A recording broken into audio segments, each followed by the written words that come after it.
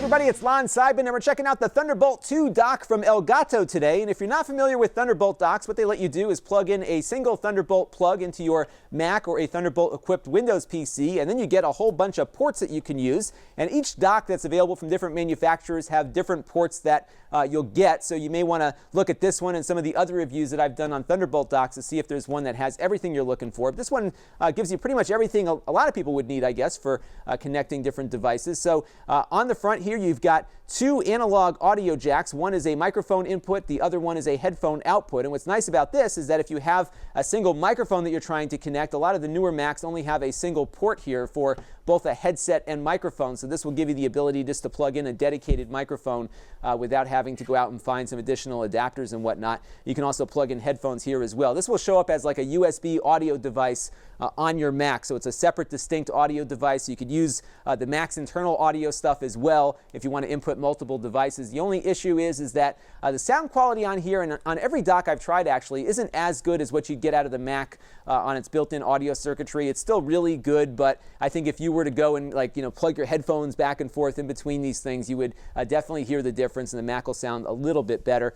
There's a USB 3 port here as well, and you can charge your devices off of it, although on the Mac it requires you to install a driver to get it to charge an iPad at the full 2 amp speed. So I guess if you if you want to charge your iPad at the faster speed, you're going to have to plug in a driver first to get that to work there. On the back, you've got a few other ports here. You got HDMI, which will output 4K if your Mac supports that. Otherwise, it'll do 1080p. If you do have a larger display on an older Mac, you can then plug it in via the DisplayPort adapter here on the second Thunderbolt port. One of these two Thunderbolt ports will be used by the cable that connects to your computer, but after you get all these ports lit up, when you plug everything in, you will have an available Thunderbolt adapter that you can use for other devices. This is especially good for the MacBook Airs that only have one internal Thunderbolt port on there, so you do have the ability to kind of add other devices to the chain as you go. There's two more USB 3.0 ports here on the back, and there is Gigabit Ethernet as well. Now I'm going to do a little diversion here to talk about a techie topic that's been kind of bugging me about these Thunderbolt docks, and that is the fact that none of them ever even come close to maxing out the available bandwidth that Thunderbolt has to offer. So on an older Mac, you have about 10 gigabits of bandwidth of data going over this little cable. On newer Macs and PCs that support Thunderbolt 2, that this dock also supports, you can get up to 20 gigabits. A lot of data going through, but these docks never get there, and this one is no exception. So what I like to do is take two solid-state drives and bond them together with RAID 0, which should essentially double their speed. So check out this graph here. On the right is a single solid-state drive plugged into a single USB port, and you see we get about 333 megabytes per second on the read side, about 232 on the write. Not bad at all by any stretch for most of what a lot of people would use these things for. But when I do the two drives bonded together, each plugged in with their own very fast USB adapter, we're not seeing the doubling of speed that we should. You don't always get double the speed, but you get pretty close to double the speed.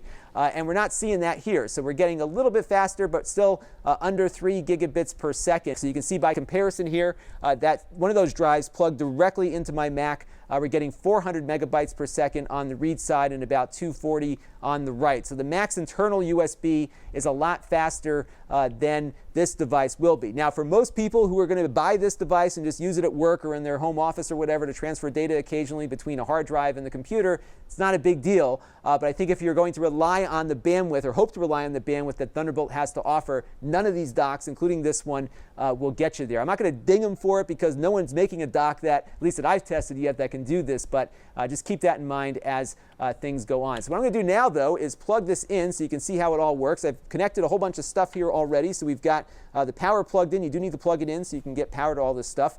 We've got an HDMI cable coming out of here, the Thunderbolt cable that we will connect to my Mac, as well as Gigabit Ethernet, which we will test once we get everything plugged in. Now, what I'm going to do here is pop up my little picture-in-picture and plug in the Thunderbolt cable, and you can see just how quickly everything kind of lights up.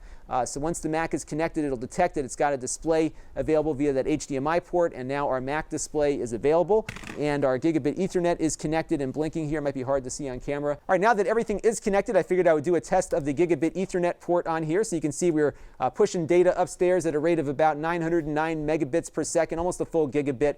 So really you get the kind of Gigabit Ethernet performance that you would expect out of a Gigabit Ethernet device, which is great. And the other cool thing is that when you have one of these docks with an available extra extra Thunderbolt port, you could get another Ethernet adapter and have multiple network adapters plugged into your Mac if you wanted to do some kind of bonded connection or something like that. So I don't really want to ding them too bad on this issue with the USB, because every Thunderbolt dock that I have tested has the same issues, but it's just something to keep in mind while you're moving forward. But I do find these to be very convenient. I have an older one at my office because when I get to work, I take my Mac, just put it down, plug in the power cable, and then just run the dock over to it, and everything comes right up. I get my keyboard, my mouse, my monitor, everything just comes right up, including the network, with a single plug, and I never have an issue with it. Never have to plug a driver in, and these are really good for that kind of stuff. This one's actually a pretty good value because you do get the Thunderbolt cable, and it pretty much performs like every other Thunderbolt dock that I have tested. And if you're looking to have an ability to plug in an HDMI display yet still have that Thunderbolt port available, this is a pretty good choice for that. This is Lon Seidman. Thanks for watching.